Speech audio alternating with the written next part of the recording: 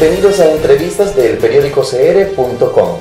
Hoy vamos a conversar sobre la directriz de la Dirección General de Migración y Extranjería, exactamente sobre la multa de los $100 que cobrará a las personas que estén indocumentadas en el país. Para ello me acompaña hoy la señora Cuxabel Cárdenas. Ella es directora de la Asociación Enlaces Nicaragüenses en Costa Rica. Bienvenida, doña Cuxabel. Muy agradecida de estar en esta entrevista, de manera tal que Costa Rica y la población migrante en general pueda conocer los alcances de esta medida. Son grandes alcances y el periódico CR está apoyándonos en la difusión de estas ideas que aún son bastante desconocidas.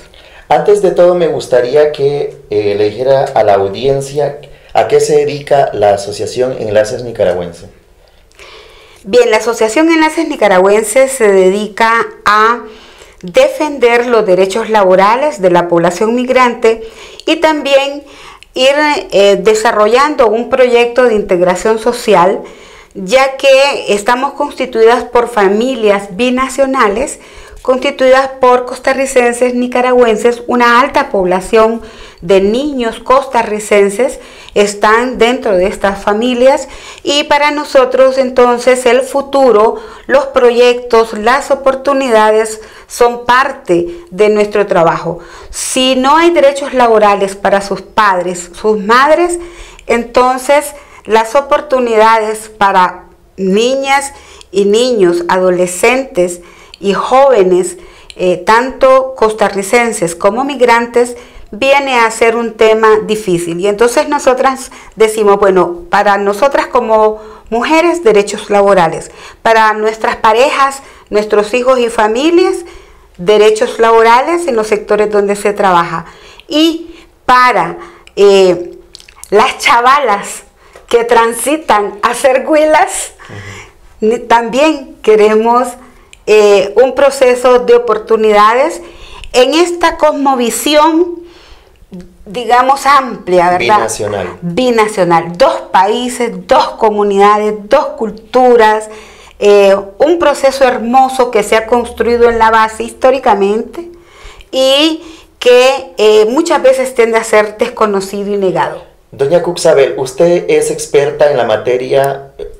Hemos hablado en otros momentos sobre la ley de migración aprobada en 2010.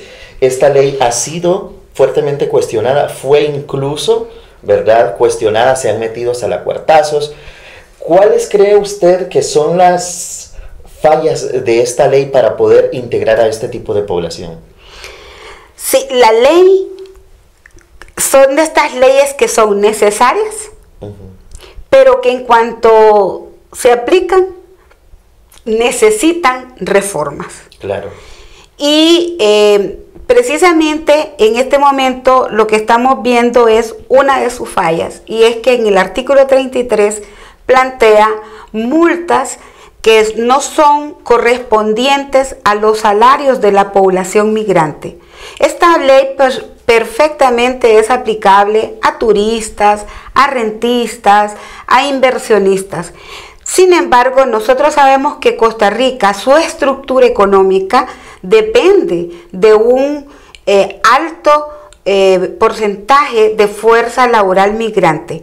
Hoy por hoy, y está así claramente reconocido por la Dirección de Migración, el 80% de la población migrante en el país es nicaragüense. De tal manera que cuando hablamos de la ley de migración, también estamos hablando de población migrante nicaragüense en un altísimo porcentaje. Centrándonos entonces, hay temas de altos costos, de medidas desproporcionadas. Requerimos medidas donde se reconozca la manera de formalizar de manera ágil lo que es la regularización.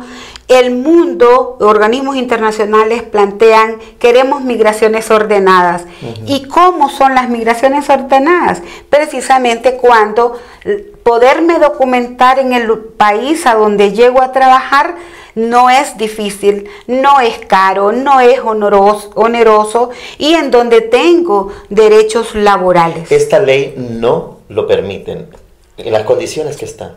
La ley tiene un doble sentido, tiene un proceso de integración que es muy bueno y en el cual inclusive está soportado por fondos que pagamos los migrantes con los fondos sociales, el fondo $25 que pagamos cada vez que nos regularizamos y otros fondos que existen. ¿Estos fondos dónde van exactamente? Porque tengo entendido que la ley dice que tienen que ir destinados a programas sociales de reinserción. Sí, los fondos van dirigidos a, digamos, fortalecer algunas acciones de la Dirección de Migración, algunas acciones de las mismas policías migratorias, va dirigido a programas de educación de manera genérica, o sea, no distingue exactamente hacia migrantes, sino de manera genérica, aportamos en esa parte del país, y para algunos otros elementos de infraestructura. Y quiero señalar que también plantea ahí que estos fondos pueden ser utilizados para, por ejemplo, traer personas costarricenses que han delinquido fuera de Costa Rica y entonces retornarlos. Claro. En su momento se dijo que esta era una ley integral, que iba a recapitular los ejes por los cuales se mueve la migración en Costa Rica. Pero las migraciones, cada una con su realidad. ¿Cuál es la realidad de la población trabajadora migrante nicaragüense a la hora de aplicar esta ley? Altos costos, ¿qué incidencia tiene?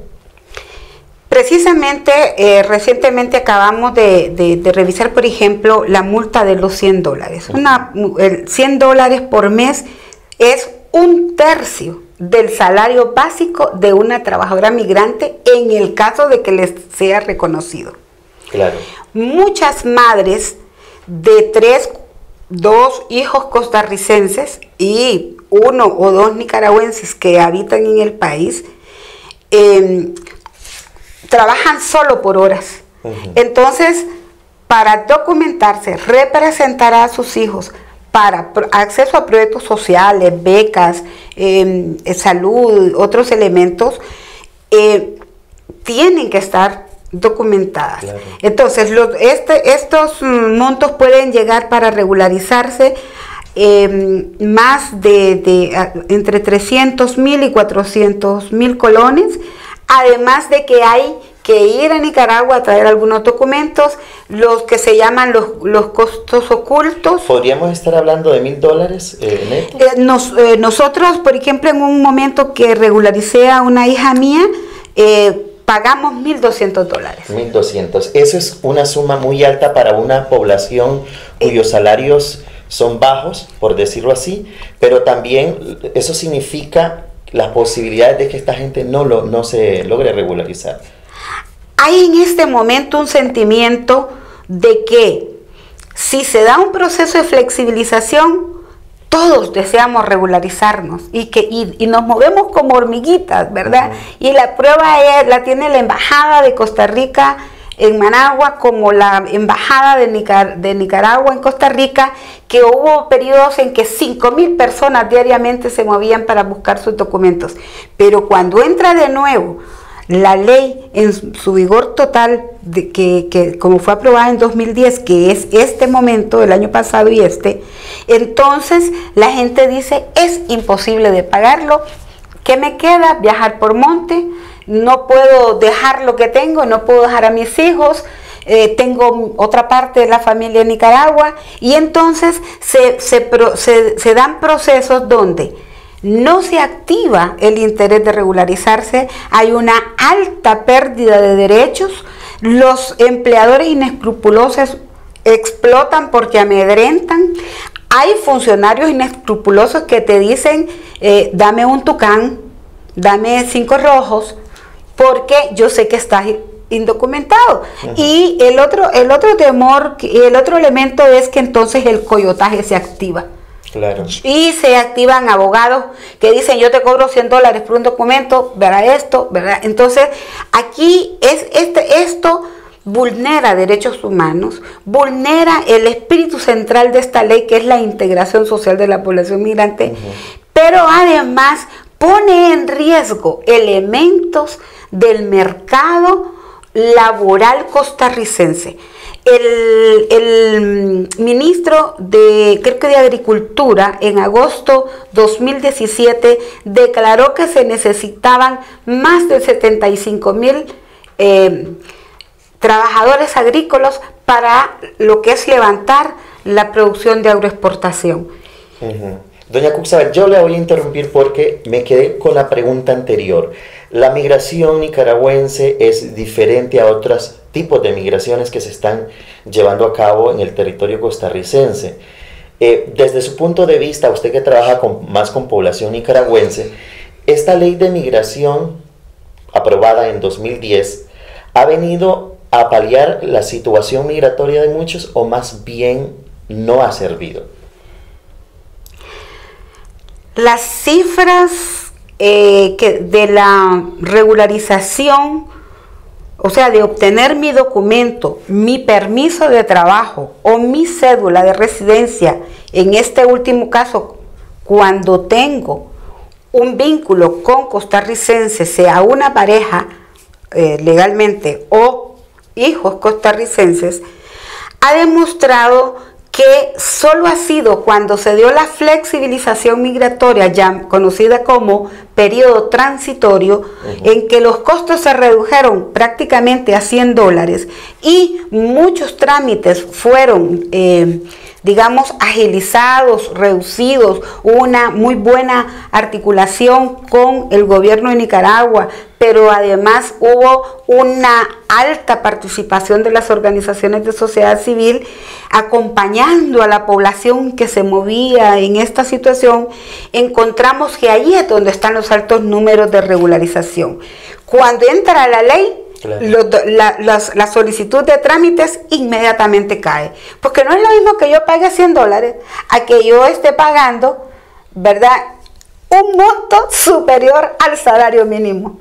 Podríamos entonces concluir que la ley sí está bien, lo que no está bien son los altos costos, no es una ley flexible, que no se adapta incluso a esa realidad que, por ejemplo, podrían vivir los venezolanos, que piden generalmente refugio, otros que piden los colombianos, y a otros tipos de migración, porque también hay que diferenciar entre migración y porque refugio. Hay dos cosas bien diferentes. Una cosa es que la condición de refugio se da cuando el mundo, las Naciones Unidas reconocen que hay una situación de guerra en ese país. En este caso, la población colombiana está en condición de refugio y es protegida no solamente por el gobierno de Costa Rica, sino que es más, Costa Rica lo protege con fondos que también le entregan las Naciones Unidas. En el caso de la población migrante es una acción prácticamente individual, familiar, para llenar los requisitos que plantea en este caso el Estado de Costa Rica o el Estado de Panamá, si es Panamá donde se migra.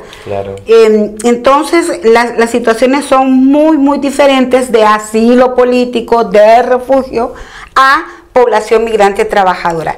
Que incluso dentro de la ley hay categorías, ¿verdad? Vamos a hacer una pausa, pero ya regresamos para conversar más sobre el impuesto que pretende aplicar la Dirección de Migración y Extranjería a partir del 20 de abril. ¿Es así, doña Cuxabel? ¿A partir del 20 de abril? Fecha fatídica, 20 de abril. Fecha a transformar.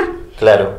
Lo que va a suceder el 20 de abril. Claro, ya regresamos para continuar hablando de este tema y también sobre la marcha ya anunciada por algunas organizaciones civiles que se oponen a este cobro. Quédese con nosotros, ya regresamos.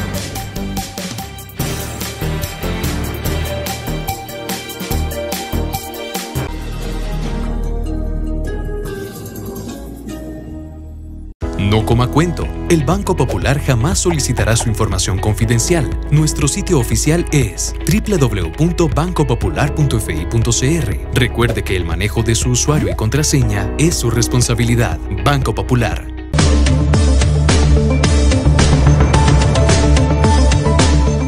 En el periódico CR.com hacemos periodismo con valores, periodismo libre, independiente. Promovemos la construcción de intereses comunes como país, impulsando un debate público que visibilice las diversas voces, agendas y propuestas sociales. Somos información oportuna y veraz para que tome mejores decisiones.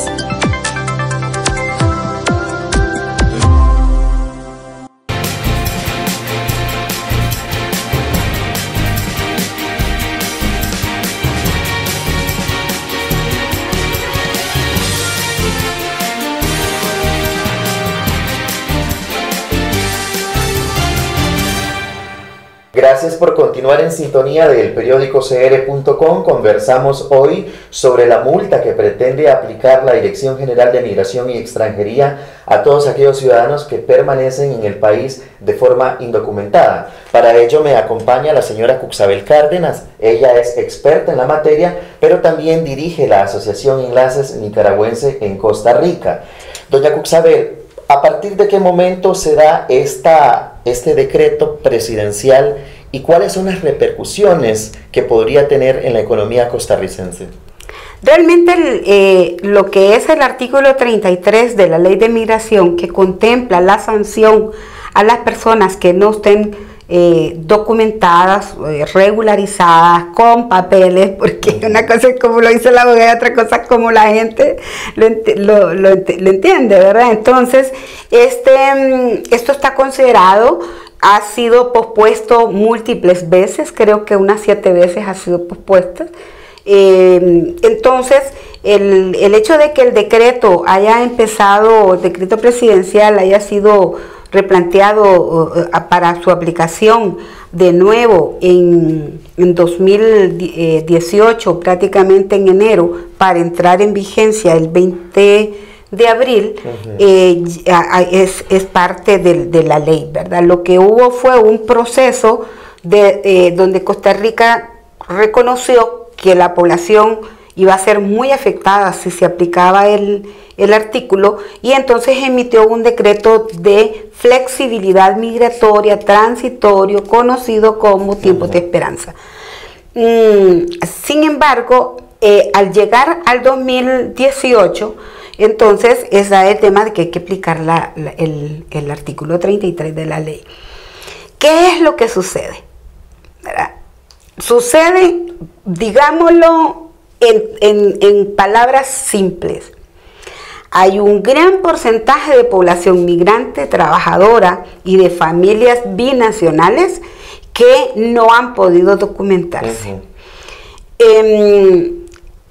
Entonces, la multa es impagable. Ahora, lo que me preocupa es que es retroactivo. Entonces es una por otra. Y absolutamente más impagable. Y veámoslo así. Una trabajadora doméstica, para que le sea, digamos, atractivo. ¿Cuánto gana una trabajadora doméstica? Vamos a hacer ese ejercicio para que la audiencia también entienda. El salario de una trabajadora doméstica anda en los 189,000 colones. 289,000 no, colones. 189,000 colones. 189,000 colones. 189,000 colones. Okay. Estaríamos ahí hablando de una cosa como unos 320 dólares. Entonces, porque eso depende de la tasa de cambio. 350 dólares. Mejor. 350 dólares. ¿Verdad? Entonces, 100 dólares significa que me quedan 220 dólares para pagar 100 dólares del cuarto donde vivo. Entonces ya solo me quedan 120 dólares para vestirme, comer y atenderme médicamente. 120 dólares, vamos a estar hablando de 70,000 colones aproximadamente, ¿verdad? Sí. 70,000 colones. Sí. ¿Quién vive con 70,000 colones en un país como este? Pero además de eso, para yo poderme mover libremente, para no tener miedo o sea, libertad de movimiento, porque para no tener miedo a un operativo migratorio, para que el patrón no me chantajee, Entonces, yo tengo de esos 120 dólares, de esos 70,000 colones, que empezar a acumular para pagar los 300,000 o 400,000 colones que me va a costar el permiso de trabajo. Y es probable que se lleve 3 años, 4 años ahorrando y aún así haya subido a lo mejor el costo. Entonces, ¿no? es una multa impagable, pero entonces estaríamos hablando que una trabajadora doméstica migrante le interesa venir a Costa Rica y trabajarle a una mujer que necesita, a una profesora, a una enfermera, a una doctora, a una diputada, que necesita entregarle a alguien su hogar, ¿verdad? Mientras trabaja, mientras estudia, le es atractivo un año. Claro. Y entonces significa que tuvo la visa de 3 meses en los cuales gastó cerca de 250 dólares, ¿verdad? O sea, de los cuales se endeudó, o sea, que se endeudó un mes, ya solo le quedan 11. Entonces luego viene y cuando se quiere ir, resulta que ya le quedaron 9 meses indocumentada. Entonces, para esos 9 meses va a tener que pagar una multa de 900 dólares. Entonces se vuelve, entonces nosotras decimos como Asociación Enlaces Nicaragüenses, señor presidente, don Luis Guillermo Solís. Y más adelante el señor Carlos Alvarado. Y más adelante don Carlos Alvarado. Si esta mujer está en esta situación, se va a quedar en Nicaragua mejor, porque pierde el atractivo de acumular, de enviar una remesa. Y entonces, ¿qué es lo que va a suceder? ¿Quién va a cuidar a los niños de estas profesoras, de estas doctoras, de estas profesionales quizá doña Cuxa, costarricenses, ¿verdad? Entonces, esto puede generar una inestabilidad en el mercado laboral costarricense, con un alto impacto en lo que es las mujeres costarricenses, en los hogares de mujeres costarricenses, alto impacto en el cuidado de empresas, de condominios, un alto impacto en la recolecta de lo que es la producción de agroexportación. Entonces, lo que hay que medir si es por ahí el tema. Porque el costarricense ya con sexto grado, tercer año, noveno año, ya no tiene interés de estar en la construcción, levantando el puente, levantando la casa, ¿verdad? No tiene ese interés. Entonces, o si lo hay, es muy bajo el número, ¿no? Es fuerza sobre todo que está muy presionada, y también hay una alta población adulta costarricense, ¿verdad? Entonces, la fuerza joven está en la fuerza laboral migrante. Entonces, nosotras sentimos que este es un tema nacional, este es un tema de interés de las cámaras de construcción, de turismo, del sector agroexportador, de las tiendas, las tiendas,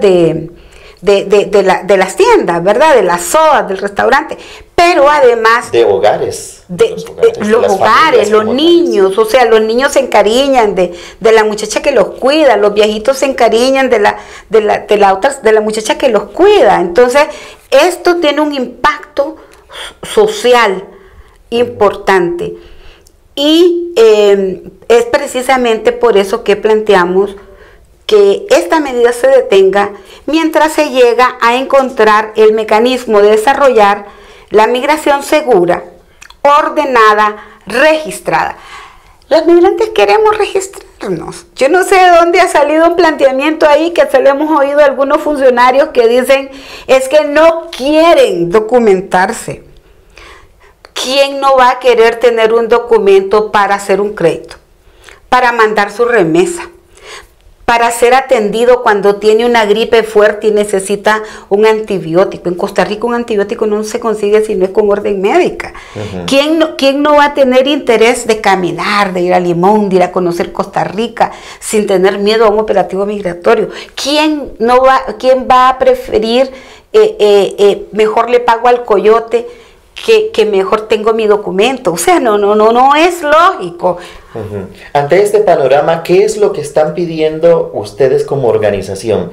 Nosotras estamos pidiendo, y esto es importante decirlo, que más de casi 40 organizaciones en Costa Rica nos hemos puesto de acuerdo en solicitar al presidente de la República una moratoria al decreto, que puede ser equivalente a un año o un periodo suficiente para que le dé tiempo a la nueva Asamblea Legislativa a que haga las reformas necesarias a la ley de migración. Todos sabemos que una ley no se reforma inmediatamente. Costa Rica además tiene temas que abordar de manera inmediata. Entonces, el tema del ordenamiento de esta fuerza laboral requiere un diálogo con las cámaras empresariales, con otros sectores, ojalá un diálogo binacional migratorio, ¿verdad?, con Nicaragua, y que esto facilite entonces tanto la flexibilización, la migración ordenada, la migración registrada.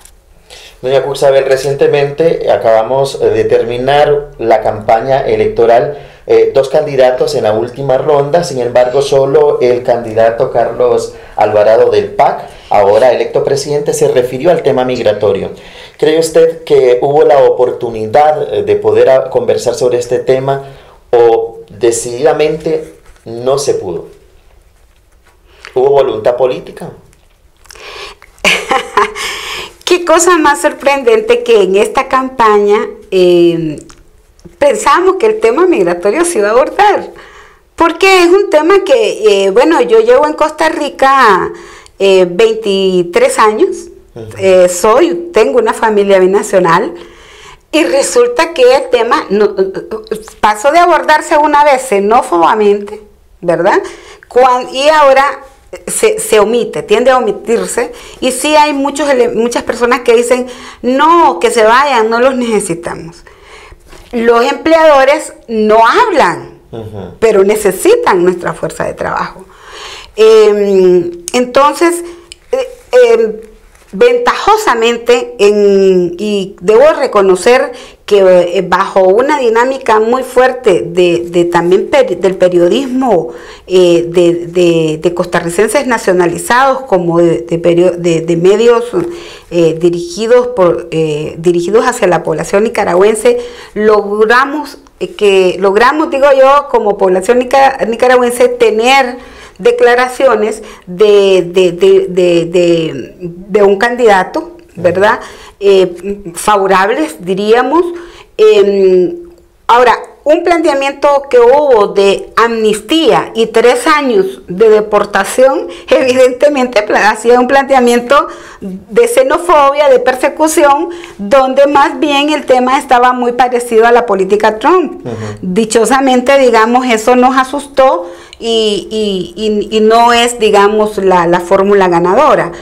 Entonces sí creemos que hubo avances, porque sí hay planteamientos en la mesa muy claros. Por ejemplo, hay planteamientos como que es necesaria la fuerza de trabajo, sí hay planteamientos, flexibilicemos los trámites, sí hay planteamientos, registremos la migración. Entonces esos planteamientos nos atraen. Nos preocupa la Asamblea Legislativa, porque la Asamblea Legislativa, digamos, necesitaríamos que sepa leer que hay una familia binacional. Más de 100,000 costarricenses necesitan que la legislación les diga: vamos a reconocer que existen, son una minoría importante. Cuando se refiere a 100,000 costarricenses, son hijos de nicaragüenses.